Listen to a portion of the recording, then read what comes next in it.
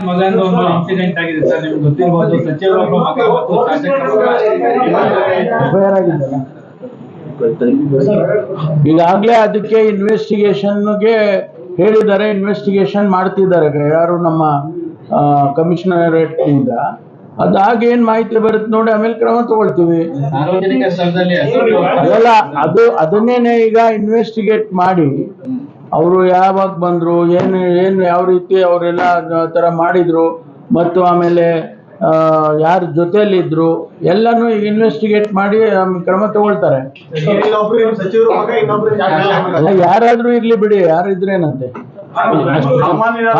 ಕಾನೂನು ಎಲ್ಲರಿಗೂ ಒಂದೇ ಅಲ್ವೇನ್ರಿ.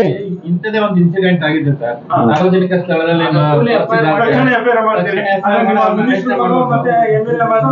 ಇಲ್ಲ, ಈಗ ಇನ್ವೆಸ್ಟಿಗೇಷನ್ ಮಾಡಕ್ಕೆ ಅವರು ಕ್ರಮ ತಗೊಳಕ್ಕೆ ಮಾಡ್ತಾ ಇದ್ದಾರೆ. ನಮಗೆ ಅದಕ್ಕೆ ಮಾಹಿತಿ ಬಂದ ತಕ್ಷಣ ಅವ್ರ ಮೇಲೆ FIR ಮಾಡೋಕೆ ಇತ್ತು ಅಂದ್ರೆ FIR ಮಾಡ್ತಾರೆ, ಅವರಿಗೆ ಕ್ರಮ ತಗೊಳ್ತಾರೆ.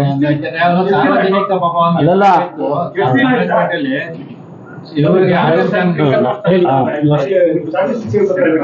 ಇನ್ನಷ್ಟು ಹೆಚ್ಚಿನ ಮಾಹಿತಿಗಾಗಿ ಫಾಲೋ ಮಾಡಿ ಬ್ರಿಗೇಡ್ ನ್ಯೂಸ್ ಕನ್ನಡ.